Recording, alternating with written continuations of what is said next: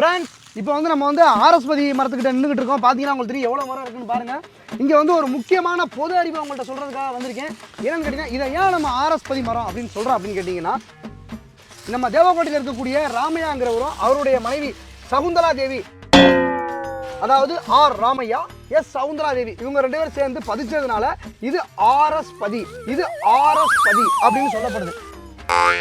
இது மாதிரி மற்ற ஊர்ல நீங்க பாத்தீங்கன்னா இது வந்து புதுக்கோட்டையில வந்து நம்ம லீலாவதின்னு சொல்லுவோம். லீலாவதின்னு ஏன் சொல்றோம்னா, ஒரு தடவை புதுக்கோட்டையில சரியான மழை பெஞ்சிட்டு இருந்தப்ப சகதியா இருந்துச்சு. அப்ப லீலாங்கிற அக்கா இறங்கி போய் இந்த செடியை ஊண்டி அந்த செடி வளர்ந்து காடா மாறிடுச்சு. அப்போ லீலாங்கிறவங்க அந்த பதில இறங்கி இருந்ததுனால லீலாவதி சொல்ல வர இது போய் இது தவறுதலான ஒரு கருத்து. இது போய் நான் சொன்னதே உண்மை. அங்கேயுமே அது ஆரஸ்பதி மரம் தான் சொல்றாங்க.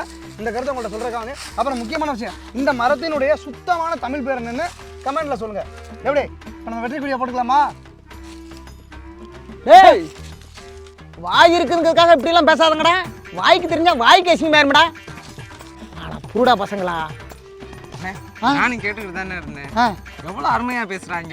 நல்லா பேசுறானுங்கடா.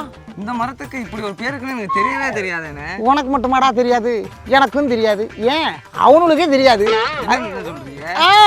உண்மையிலே தெரியாது. ராமையா பொண்டாட்டி சகுந்தலாவும் சேர்ந்து இங்க வச்சாங்களாம் இந்த மரத்தை. அதுக்கு ஆரஸ்பதியும் பேரம்.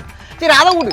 அவன் இன்னொருத்தன் பக்கத்தில் ஒருத்தர் பாரு, அவன் போட்டா பாரு ஒரு பிட்டு வதிக்கில கொண்டு பூத்து வச்சாங்களாம். அதுக்கு லீலாவதின்னு பேர் வச்சாங்களாம் அந்த மரத்தை. ஐயோ தலை எழுத்து. இவங்க சொன்னதெல்லாம் பொய்யானே, நான் நம்பிட்டேனே. ஓ நம்பிட்டியா நீ? உன்ன மாதிரி ஆளு செவிட்டக்கிட்டு எடுத்து சரியா வரும்டா. கோவமா இருக்கானே. இந்த மாதிரி ஆளு பண்றதெல்லாம் பார்த்தா கோவம் வராம என்ன பண்ணும்? வா ஒரு டீ அடிப்போம். அண்ணே, இனிமே இந்த மரத்தை பார்த்தோன்னே ராமையாவும் சவுந்தரா தேவி நினைப்பு தானே வரும். லீலாவதி வரமாட்டா. இவனு போடுற